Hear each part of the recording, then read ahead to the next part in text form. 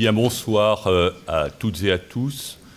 Je vais commencer donc par alléger ma conscience et satisfaire donc à une dette que je traîne donc depuis 3 ans. J'ai eu le privilège donc d'animer la mission conjointe CGEDD donc CGAER sur le bilan de la mise en œuvre du réseau Natura 2000 en France, et je n'avais jamais eu encore l'occasion donc d'exprimer la gratitude, donc non seulement du coordinateur, mais des 5 autres membres de la mission pour tout le travail qui se fait au niveau du terrain.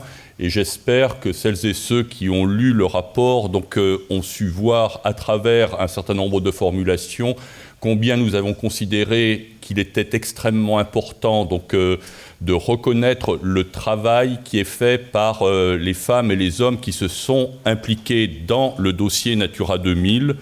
Donc aussi bien au niveau donc, de l'administration, avec l'enjeu du maintien des compétences donc, techniques et naturalistes donc, à l'intérieur des services de l'État, et pas seulement donc, de l'accompagnement administratif, mais également donc, pour tout le travail qui est fait donc, par les animateurs de sites Natura 2000.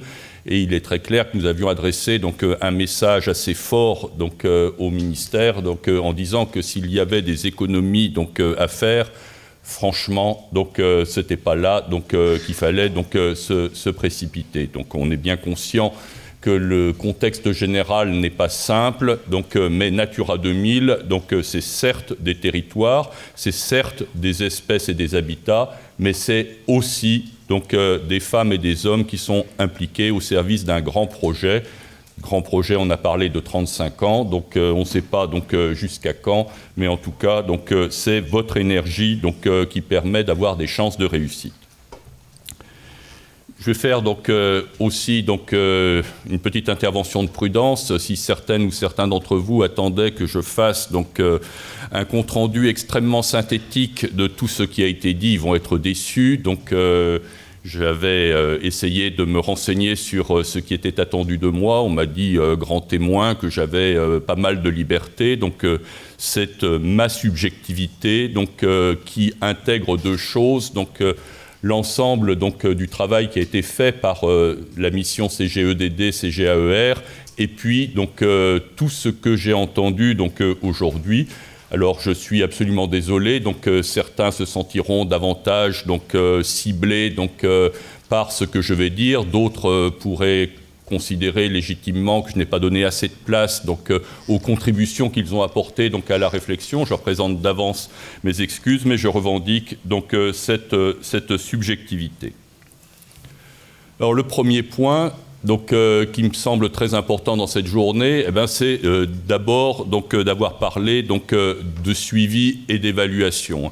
La France donc, est un pays qui est bien connu donc, en Europe donc, pour avoir un tropisme fort sur la planification, sur les documents donc, de gestion et un tropisme nettement plus faible donc, sur toute la procédure, donc évaluation, enseignement, réadaptation donc, des orientations prises. Donc, cela fait donc, presque 35 ans que je fréquentais un certain nombre d'enceintes communautaires, donc, dernièrement au titre des autorités environnementales donc, nationales. Donc, franchement, il n'y a pas que dans le secteur Natura 2000 donc, où la priorité est mise donc, à faire des beaux documents, à avoir des cadres conceptuels donc, extrêmement affûtés et à ne pas passer un temps excessif donc, dans l'activité d'évaluation, ce qui surprend toujours beaucoup donc, d'autres pays de l'Union européenne et notamment ceux qui sont de culture donc, anglo-saxonne donc,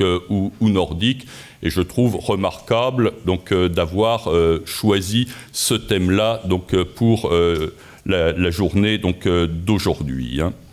Alors, simplement, donc, savoir doser le temps entre la planification, la mise en œuvre et l'évaluation, c'est toujours quelque chose de compliqué, surtout qu'il faut des moyens avec, et que les moyens, c'est toujours donc, aussi bien au niveau financier que humain, c'est toujours donc, l'élément donc, un peu faible, Et d'autre part, il est vrai qu'en France, on n'a pas développé un corpus donc, de méthodologie en termes d'évaluation qui soit toujours donc, à la hauteur, et même les bonnes volontés donc, butent de temps en temps donc, quand elles veulent s'engager dans cette direction. Donc ça, c'est le premier acquis. Et lorsque j'avais piloté la mission CGEDD, CGAER, eh bien, j'avais constaté que le contexte était mûr donc, pour soulever donc, ce genre de questions.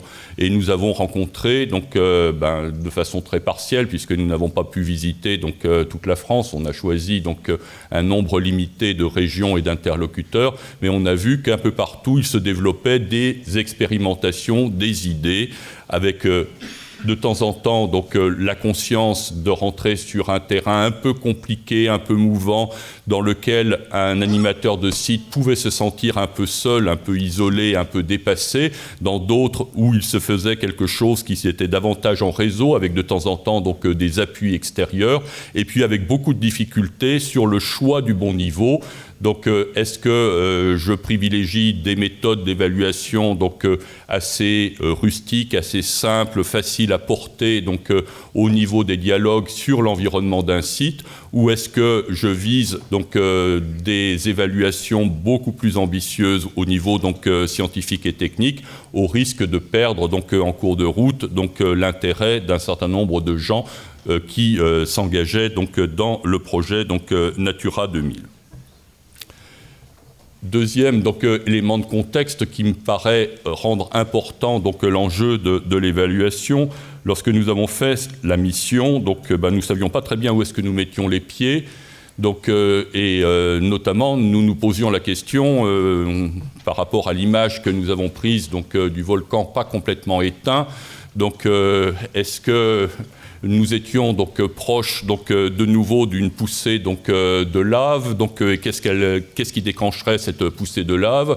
Ou est-ce qu'il fallait raisonner donc, un peu plus donc, à long terme donc, et identifier, se concentrer donc, sur des points qui pouvaient faire exploser donc, le dispositif?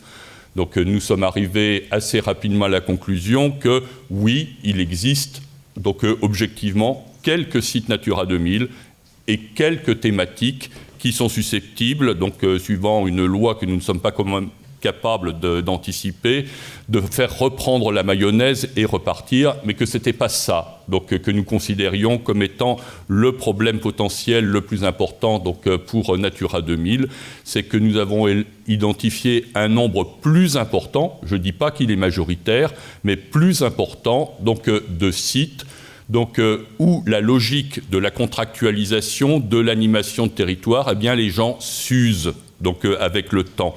On ne sait plus donc, forcément très bien comment réinsuffler donc, un souffle sacré, comment remotiver donc, tout le monde, et qu'il y avait des doutes qui étaient en train de monter. On en a entendu un certain nombre. Mais quand on posait la question, est-ce que vous posez donc, ces questions à haute et intelligible voix dans un copil? Est-ce que vous le posez donc, à l'animateur? Est-ce que vous le posez à la DDT, donc à l'Adréal?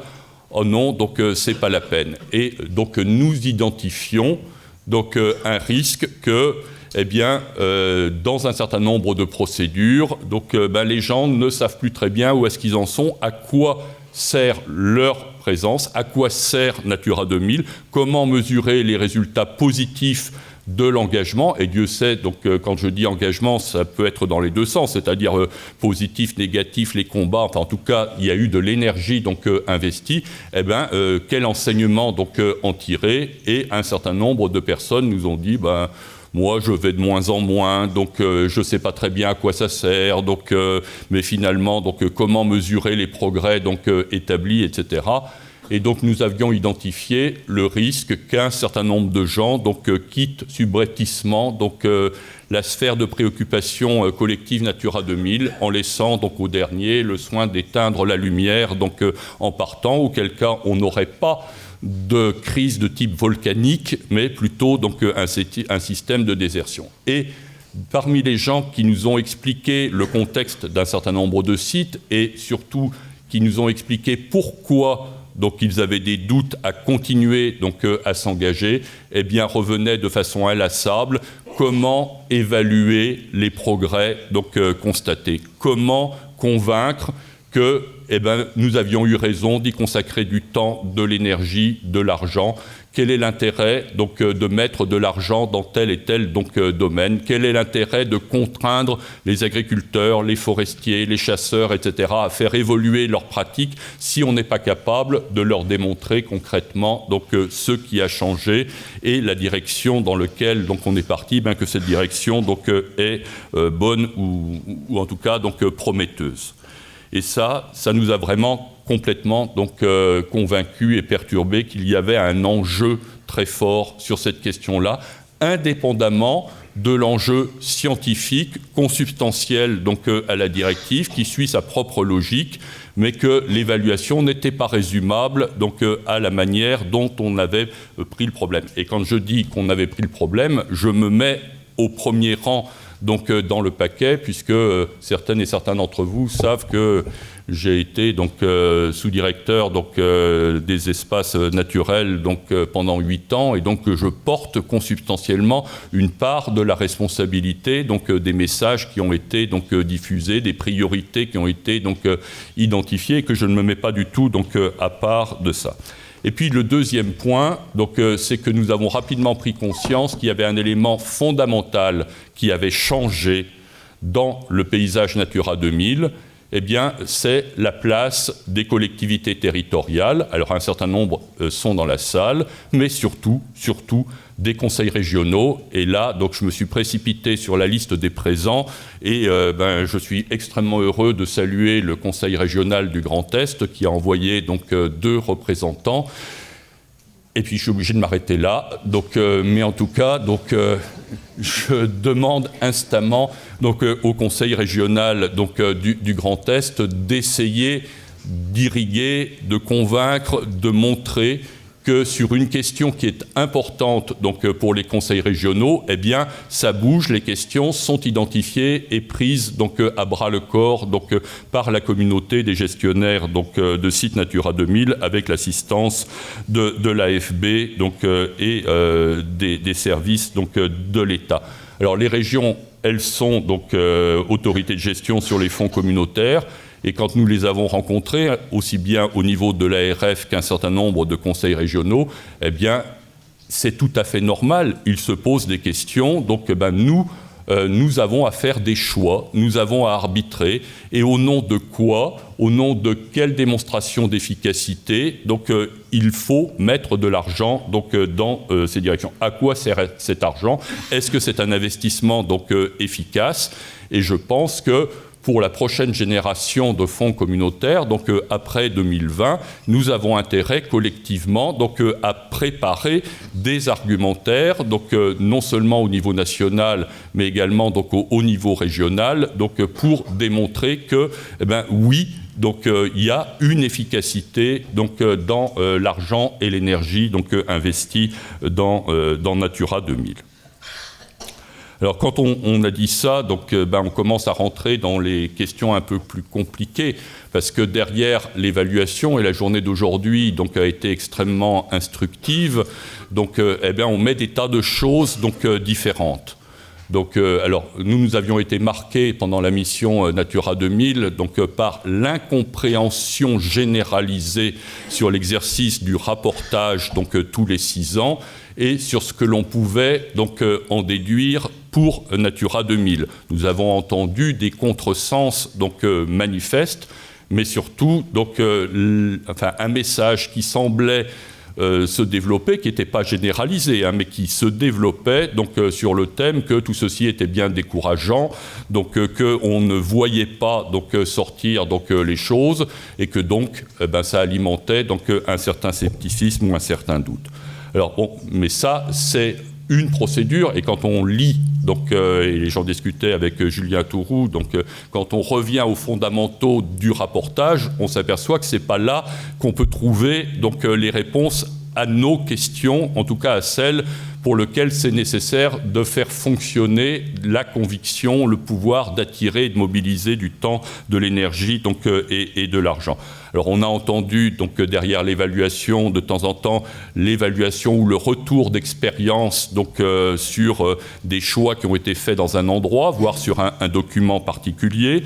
Donc nous avions mis aussi au sein de cette problématique le besoin de mettre en place un programme de surveillance en disant l'AFB ayant à la fois de l'expérience dans le domaine de l'eau et ce besoin d'animer dans le domaine de la biodiversité, il pouvait y avoir une fécondation croisée entre le secteur de l'eau et de la biodiversité. On a vu aussi le besoin d'arriver à identifier les endroits où on peut utiliser des marges de manœuvre, où on peut changer les choses. Et ce n'est pas si évident que ça. Il y en a qui sont changeables à des pas de temps différents, dans des échelles spatiales différentes, et arriver à le trouver, l'évaluation peut nous apporter un certain nombre de choses. On a entendu également le besoin d'utiliser cette évaluation pour dire combien Natura 2000 n'est pas un objet en soi, ce n'est pas une île, mais ça irrigue aussi autour des espaces Natura 2000. Et puis toujours cette éternelle question, comment mesurer l'efficacité des mesures et on est perpétuellement dans ce débat sur le temps et sur l'espace. Sur le temps, ce matin, on nous a bien dit que sur les mares temporaires en Languedoc-Roussillon, il fallait 10 ans. Simplement, moi je dis que probablement ce n'est pas vrai partout de la même façon et qu'on ne peut pas caler des systèmes d'évaluation uniformes pour l'ensemble des sites Natura 2000 et donc il y a besoin d'avoir une certaine souplesse, adaptabilité. Alors, sur cette base-là, on revient au débat sur à quel niveau doit se faire l'évaluation. Est-ce que c'est au niveau du site? Alors on a vu qu'il y a des guides qui rentrent dans ce domaine, mais nous avons vu lors de la mission CGEDD, CGAER, un certain nombre de sites sur lesquels, pardonnez-moi l'expression, c'est profondément, ou ça serait profondément stupide de consacrer trop de temps et d'énergie à vouloir avoir une évaluation site par site. Parce que les sites, vous le savez mieux que quiconque, ils ont été négociés, fabriqués, compliqués. Pourquoi de temps en temps on a un site ici, puis un autre site juste à côté. Il y a des tas de raisons qu'il faut être capable de prendre en compte. Et déterminer le bon niveau. Est-ce que c'est au niveau du site? Est-ce que c'est au niveau d'un groupe de sites qui a des communautés naturalistes ensemble? Est-ce que c'est des groupes de sites reflétant un contexte agricole, forestier ou même d'aménagement du territoire partagé, le niveau PNR par exemple. Comment ne pas oublier le niveau régional, dans la mesure où tôt ou tard, pour les raisons que je vous ai indiquées, les conseils régionaux poseront des questions sur cette question. Et puis on est forcé de prendre en compte les zones biogéographiques et le niveau national. Mais quand on rentre dans une logique, il n'y a pas seulement la partie naturaliste à prendre en compte. Il y a pour une évaluation, alors je ne prendrai pas exactement le vocabulaire qui a été dit, une évaluation c'est politique. Pour moi, une évaluation, ça rentre forcément dans le cadre d'un schéma de causalité supposé qu'on est en train de vérifier. On essaye de comprendre comment le système est en train de marcher et que ça nous oblige à nous intéresser pas seulement à la population, elle monte ou elle descend, mais à essayer d'avoir dans le dispositif d'évaluation les moyens de faire des hypothèses ensuite qui serviront d'accroche pour retoucher les actions. Et que là, ça suppose de s'intéresser aux pratiques et l'évaluation, elle est obligée d'engranger des données qui ne sont pas que naturaliste. Alors ça a été souligné ce matin au niveau de l'appel aux sciences humaines, donc sur les pratiques, mais pas seulement. Et puis aujourd'hui, donc et demain plus encore, donc probablement un certain nombre de données donc climatiques. Donc parce que l'hétérogénéité donc entre les années c'est pas complètement simple donc à manier, que je ne suis pas sûr que les moyennes temporelles auxquelles on était habitué donc à intégrer donc dans nos raisonnements, ça soit forcément donc les moyennes temporelles climatiques pour cet exercice-là. Qui maîtrise l'évaluation ? Est-ce que ce sont les experts ? Alors on a entendu qu'au sein d'une structure, on en avait besoin pour convaincre et déplacer donc un certain nombre de priorités et d'allocations de moyens à l'intérieur d'une structure. Mais dans la logique qui a été privilégiée par le rapport donc CGEDD, CGER, il est très clair que si on a une évaluation qui n'est qu'une évaluation d'experts, on n'atteindra pas donc les objectifs, on ne relèvera pas donc les défis que l'on a donc identifiés, et ce qui pose donc la question de l'appropriation donc de ces méthodes d'évaluation, et ça soulève tout de suite la question de la gouvernance. On ne peut pas donc mener une politique d'évaluation indépendamment des outils de gouvernance que l'on privilégie par rapport au niveau de décision donc à prendre, et tout n'est pas forcément donc au niveau donc du site. Donc il y a des tas d'autres niveaux donc qui peuvent être pris en compte. En tout cas, donc il faut avoir ça donc en mémoire. Alors, je suis forestier, donc beaucoup d'entre vous donc le savent, donc et donc je vais faire appel donc à un grand forestier, donc Jack Westoby, donc qui a été en poste à la FAO, donc et qui en 1967 donc a osé dire, et à l'époque c'était pas complètement donc évident, que la foresterie n'est pas une affaire d'arbres prioritairement, c'est une affaire d'hommes. Et j'ai vraiment la conviction profonde que à l'endroit où on en est, donc Natura 2000, c'est pas prioritairement une histoire d'espèces donc et d'habitat naturel. Oui, c'est indispensable, la même chose que la foresterie, donc elle travaille donc sur des arbres, mais que c'est des questions donc humaines. Et ça nous renvoie donc à quelque chose qui a été soulevé à plusieurs reprises, et d'ailleurs l'AFB donc l'a mentionné dès ce matin, sur la place des sciences sociales donc à l'intérieur donc de nos approches donc évaluatives. Moi, je me souviens donc que au moment où, après les grandes crises, donc Natura 2000, donc le groupe Grenat donc avait aidé à comprendre un certain nombre de choses, parce qu'encore une fois, donc on peut être confronté à des difficultés, on ne voit pas comment s'en sortir parce qu'on ne comprend pas comment ça fonctionne. Pour voir, il faut entrevoir, c'est ce que disait donc Bachelard. Donc il faut revenir donc à des gens qui nous aident donc à voir là où il y a des marges de manœuvre, et il y a probablement donc un enjeu donc à retrouver de la place donc pour la contribution que peuvent apporter donc les sociologues donc ou les psychoethnologues, etc. Enfin bon, je ne vais pas rentrer donc dans le détail, pour arriver à comprendre comment ça fonctionne effectivement, pourquoi certaines mesures sont tombées complètement à plat, alors que d'un point de vue technique, donc, on n'arrive pas à voir les raisons pour lesquelles on les remettrait en cause, donc, mais revenir donc, sur la réceptivité. Et puis, donc, c'est mon dernier point. Donc, là, donc, dans un site Natura 2000, miser sur le fait que on a plusieurs espèces, donc animales, végétales, on a des habitats, et que tout est automatiquement convergent. Donc, je dirais que c'est un pari formidablement risqué et osé. Il est tout à fait logique qu'il y ait des contradictions, et ce qui nous a été rappelé donc, par le CEN donc, de Normandie donc, est une illustration donc, tout à fait basique du fait que on ne peut pas poursuivre tous les lièvres au même niveau, donc avec la même intensité. Et donc, une évaluation doit être capable d'intégrer des grilles hiérarchisées de priorités, en étant capable de dire j'assume que telle mesure donc, elle a des effets secondaires donc, qui ne sont pas optimaux donc, sur telle ou telle de mes autres objectifs qui sont à des niveaux donc moindres.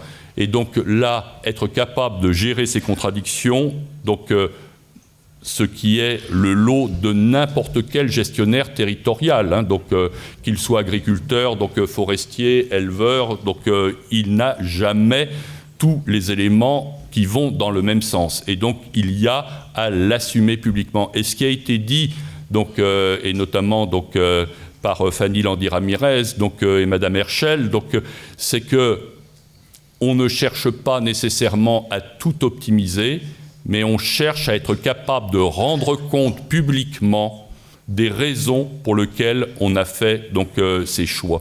Et ça, c'est quelque chose d'extrêmement important dans le processus d'évaluation. Alors, j'ai entendu des références donc, à l'état de référence. Donc, nous en avons entendu beaucoup dans la mission donc, CGEDD, donc CGAER, avec des compréhensions différentes de l'utilisation de ce mot. Des gens donc, parlant de l'état de référence pour dire l'état initial, donc la première description donc, disponible du site. D'autres, donc l'état de référence comme étant le modèle optimal théorique par lequel donc, on a des manières de juger donc, l'écart entre ce qu'on observe aujourd'hui ou ce que l'on se donne comme objectif et puis donc, cet état de référence. Bon, c'est des débats donc, techniques et scientifiques absolument passionnants. Je ne suis pas compétent pour aller très loin dedans, simplement. Donc, j'ai une certaine prudence quand je vois ou que je garde en mémoire un certain nombre de discussions que nous avons eues au sein de la mission sur l'état de référence. Est-ce que c'est un outil unificateur ou est-ce que c'est un outil, donc, je dirais, qui exacerbe donc, un certain nombre de présupposés implicites dans la tête donc, des animateurs et des scientifiques? Je suis extrêmement donc, prudent sur cette question-là, et qui plus est dans un environnement changeant, donc au niveau climatique. Est-ce que l'état de référence, si tant est qu'il existe donc, aujourd'hui, ça sera le même donc, dans 15 ans donc, ou dans 20 ans? Et la conclusion, c'est que tout ce qui a été présenté donc, sur la gestion donc, adaptative avec les prudences de formulation qui ont été mises par écrit, et ça c'est très important, donc, eh bien, convient très bien donc, aux ingénieurs généraux donc, qui avaient déposé en 2015 donc, le rapport CGEDD, CGAER. Donc merci donc, pour cette journée. Donc, ça m'a permis de me remettre donc, une nouvelle fois dans le bain donc, Natura 2000. Peut-être qu'il y aura donc, d'autres fois. Je ne sais pas, je ne suis plus qu'à 1 an de la retraite, donc je ne sais pas si ce n'était pas mon champ du cygne. Merci.